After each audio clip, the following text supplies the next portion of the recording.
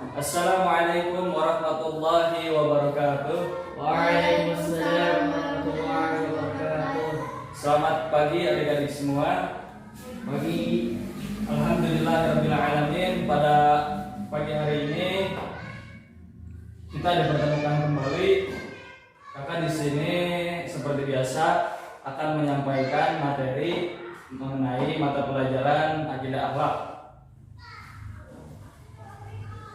Sebelum dilanjut kepada pelajaran, kita absen terlebih dahulu.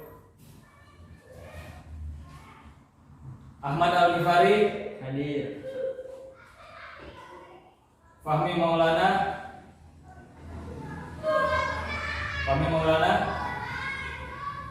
kemana ini? Sakit. Lulu Aulia Hadir. Muhammad Abdul Aziz Hadir.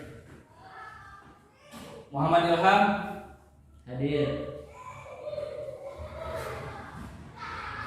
Maya Laksana Putri Hadir.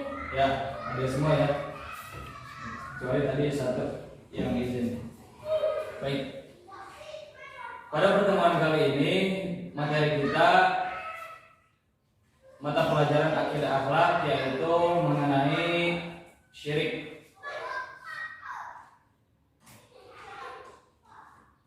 Langsung pada pembahasan.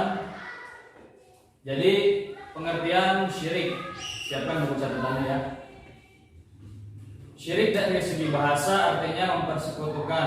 Secara istilah adalah perbuatan yang mempersekutukan Allah dengan sesuatu yang lain. Orang yang melakukan syirik disebut dengan musyrik.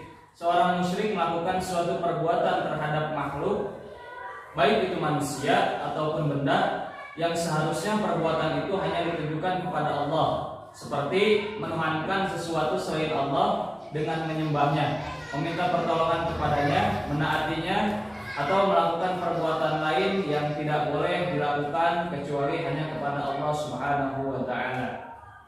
Perbuatan syirik termasuk ke dalam dosa besar. Allah mengampuni semua dosa yang dilakukan hambanya, kecuali dosa besar seperti syirik ini. Di dalam firman Allah Subhanahu wa ta'ala yang artinya sesungguhnya Allah tidak akan mengampuni dosa syirik, dan Dia mengampuni segala dosa yang selain daripada syirik itu. Barang siapa yang dikehendakinya, barang siapa yang mempersekutukan Allah, maka sungguh ia telah berbuat dosa yang besar. Quran surah An-Nisa ayat 48. Kemudian ada macam-macam syirik.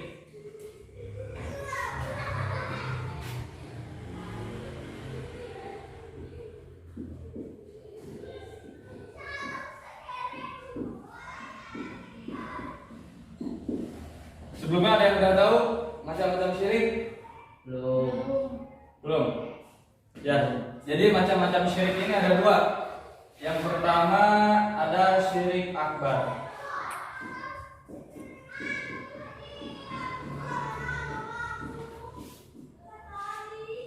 Yang kedua ada syirik asghar.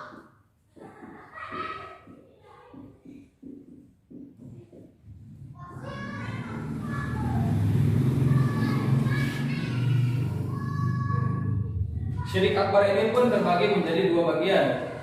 Yang pertama ada zahirul jali, yang kedua ada batinul kafir.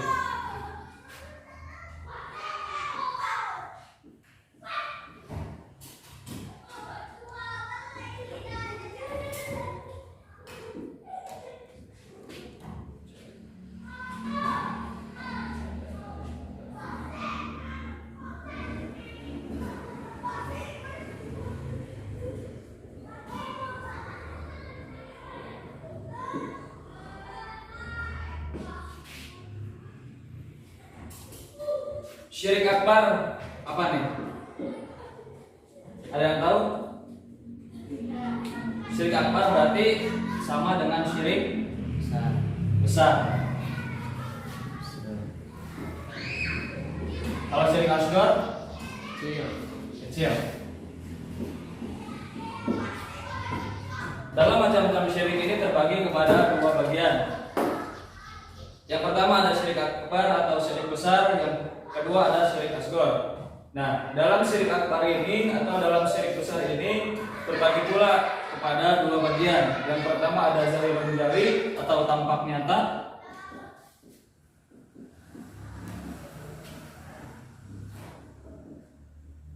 Kemudian yang kedua ada batinun kafi, yaitu tersembunyi.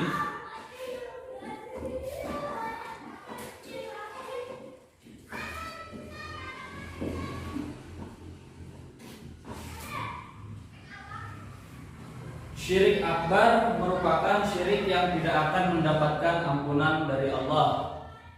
Tadi terbagi kepada dua bagian. Yang pertama yaitu zahirun jali atau tampak nyata, yakni perbuatan kepada Tuhan-Tuhan selain Allah atau baik Tuhan yang berbentuk pahala, binatang, bulan, matahari, batu, pepohonan, ular, manusia dan sebagainya.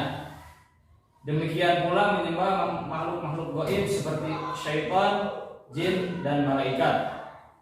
Kemudian yang kedua ada syirik akbar ini yaitu batinun kafi atau tersembunyi, seperti meminta pertolongan kepada Allah yang telah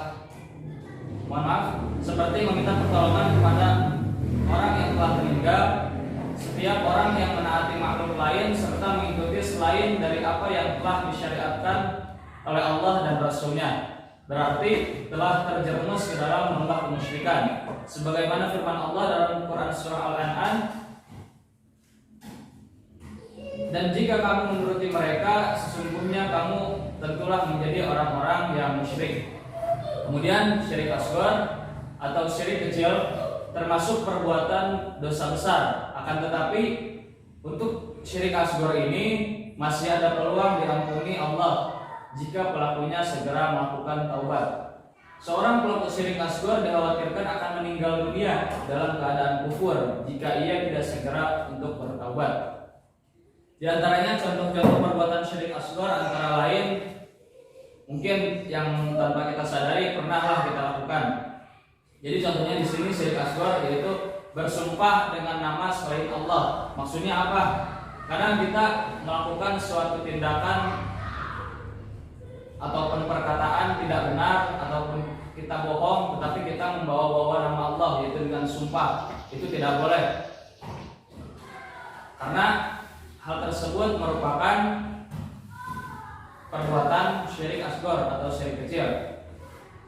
Bagi adik-adik semua yang pernah mungkin yang disadari ataupun tanpa disadari yang sering menggunakan kalimat-kalimat sumpah ini hanya untuk menutupi kebohongan, tolong segera untuk bertaubat, karena dikhawatirkan tadi kita tidak tahu ya kapan kita meninggal, di mana kita meninggal, dan sedang kapan kita meninggal. Maka dari itu segeralah untuk bertaubat. Kemudian yang kedua memakai azimat. Maksudnya apa?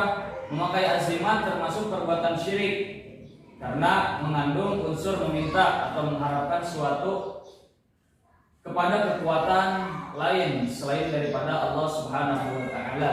Jadi menurut klasifikasi umum syirik ini terbagi kepada 4 bagian. Yang pertama ada syirkul ilmi, yang kedua ada syirkul al-adah, yang ketiga ada syirkul al-ibadah, dan yang keempat ada syirkul at-tasawuf. Ya.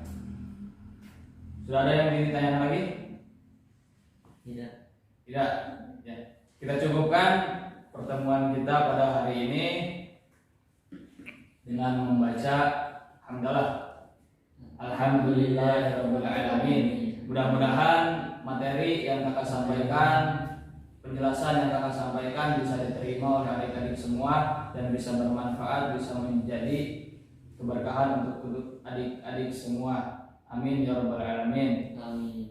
Untuk itu sebelum kita mengakhiri pelajaran, kita membaca doa kafaratul majlis. Subhanallahumma wa bihamdika asyhadu an la ilaha illa anta astaghfiruka wa atubu ilaik.